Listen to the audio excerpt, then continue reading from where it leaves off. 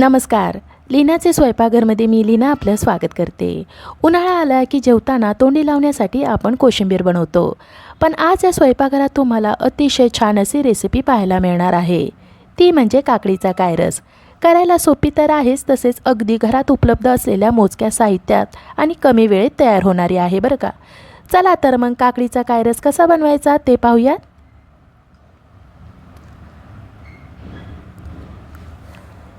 इथे मी 2 मध्यम आकाराची काकडी खळखळत्या पाण्याने स्वच्छ धुवून कपड्याने कोरडी करून घेतलेली आहेत.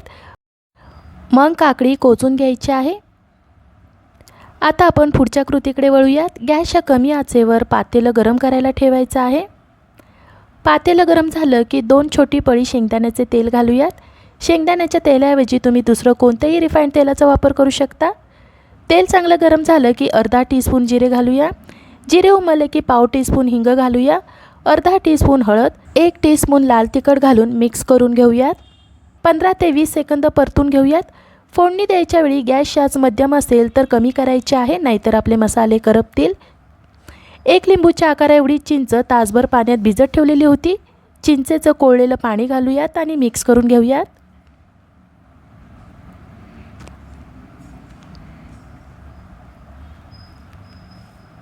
चिंचेचा कोळ आपला मिक्स करून झालेला आहे. अर्धी वाटी गूळ विळीने चिरून घेतलेला आहे, तो घालूया. पाऊण वाटी भाजलेल्या शेंगदाण्याचे बारीक कूट, 4 चमचे तीळ भाजून त्याची पूड करून घेतलेली आहे, तीसुद्धा घालूयात. 1 टीस्पून गोडा मसाला घालूया. चवीनुसार मीठ घालून पळीने व्यवस्थित मिक्स करून घेऊयात. मिक्स करून झाल्यानंतर याला गॅसची आच कमी ठेवून खळखळून उकळी आणायची आहे. गूळ चिरून घेतल्यामुळे पटकन विरघळणार आहे, तसेच आपण सतत हलवत राहूया म्हणजे मसाले आपले खाली तळाला करपणार नाही.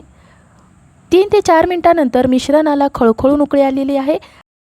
आता आपण गॅस बंद करूयात आणि फोडणी थंड होण्यासाठी बाजूला ठेवूयात.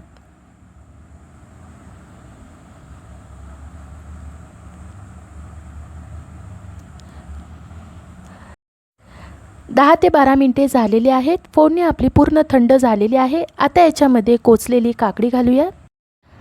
काकडीचा कायरस पातळच असतो म्हणून ती पिळून न घेता तशीच घालूया.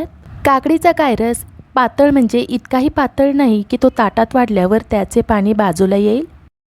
काकडीचा कायरस हा कोशिंबीरचाच प्रकार आहे, जो चवीला तर छान लागतोच पण शरीराला थंडावाही देतो. मिक्स करून झालेला आहे. आपला काकडीचा कायरस तयार झाला आहे.